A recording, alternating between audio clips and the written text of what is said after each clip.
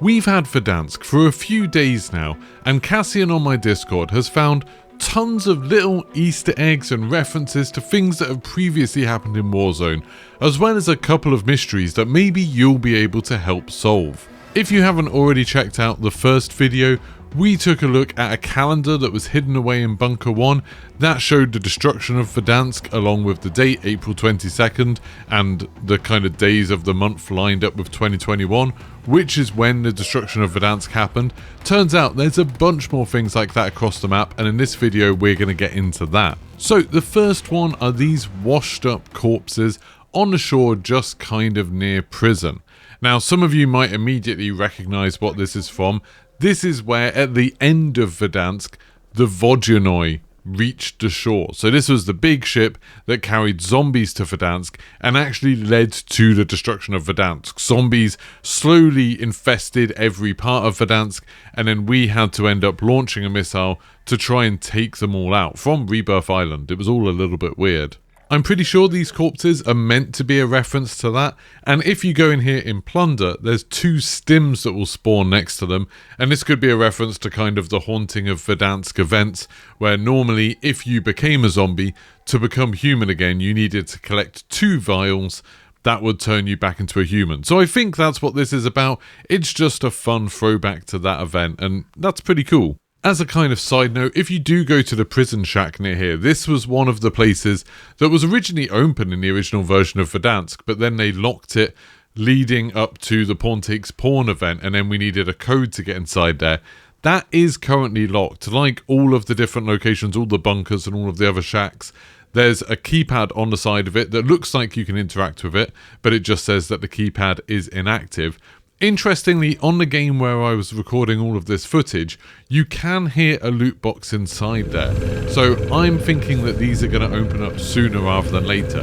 Maybe in the mid-season update, or maybe even sooner, who knows. Now, moving up to Stadium, there's another reference to the destruction of Verdansk, and this might kind of hint at a loose explanation as to how we're playing in Verdansk after it was supposedly nuked. If you go up to the stadium and this kind of lawn near the fire station next to it, you'll be able to find the missile that destroyed Verdansk. But obviously here it didn't destroy it. Maybe it was a dud, maybe it was jammed, something happened to it, but the missile has actually ploughed into the ground. This is the same missile from the cutscene in the destruction of Verdansk. It's even taken the same kind of approach angle towards Stadium, but here obviously it didn't go off, so maybe they're considering the destruction of Verdansk an alternative timeline. I don't know, the Warzone story doesn't matter, it's very, very silly. But I kind of like that they've put this in as just a little nod to it that like, hey, remember when that happened? Yeah, well here, it didn't happen at all. Now, if you go up to Quarry and go up to the large building at the kind of north end of Quarry, if you go right up to the top floor there, you'll be able to find this bed, and on the bed, there's a purple vial. Now, there's a couple of things we think this could potentially be. It could be another reference to like the Haunting of Verdansk and the Destruction of Verdansk, any of those limited time modes that had the zombies in because you had to get the vials to save yourself, and although the vials themselves weren't purple then, they did glow purple. This one actually does look purple, and as Cassian points out on Discord, it looks a little bit more like the purple vial that we saw as like an Ethereum vial that was used in the intro cutscene to MWZ, and actually throughout the story of MWZ. We were chasing them because they seemed to cause the rifts into the Dark Ether that led to all of the zombies there. So this one's a little bit more mysterious. Maybe you can help with this. Let me know in the comments what you think this is. It wasn't there in the original Warzone. There is some text on the vial, but it doesn't seem to really mean anything. It doesn't seem to like make any sense at all to me. So I don't know. Again, maybe you can read something more into that than I can. But this is one of the more curious ones, one of the more unusual ones, just this purple vial sitting on a bed.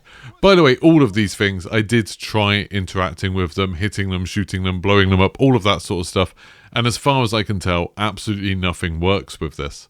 Then we can take a look at the final one for today. This is also in Quarry, and this is one of the red doors. So you might remember as one of the sort of Cold War events, we had red doors appearing all over the map. First of all, they were like falling out of the sky, and then they were appearing in certain places around the map.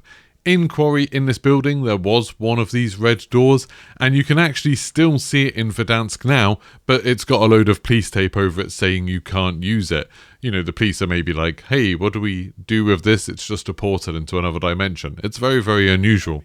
But anyway, the red door is there. Again, you can't do anything with it. I don't think this one will open or anything like that. It's just kind of a cool reference to the red door events. Now, at the moment, that's kind of it. There's obviously tons of other stuff on the map from the previous version of Verdansk, so all of the bunkers are still there. As I said, the keypads are active.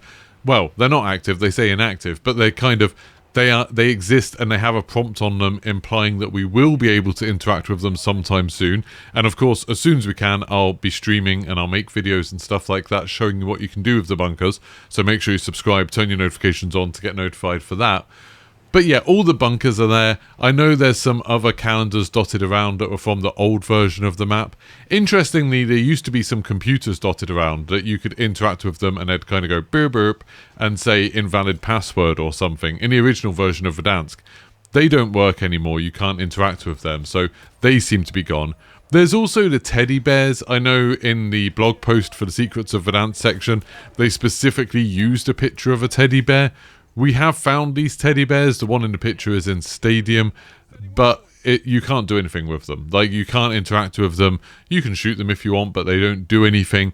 As far as we can tell, they're just still, like they were in the original Verdansk, fun little things to try and find, but there's nothing more to it than that. So, a very quick update for you today, but I just wanted to keep you updated with everything that's been found so far. I mean, all props to Cassian. Cassian's found pretty much all of this stuff that I've been talking about so far in Verdansk. If you find anything, let me know in the comments. If you find anything interesting, anything that's not been in one of these videos, let me know and I'll keep on updating these as we keep on finding them. If you're enjoying this sort of stuff, don't forget to leave a like on a video and I'll see you for the next one. Goodbye.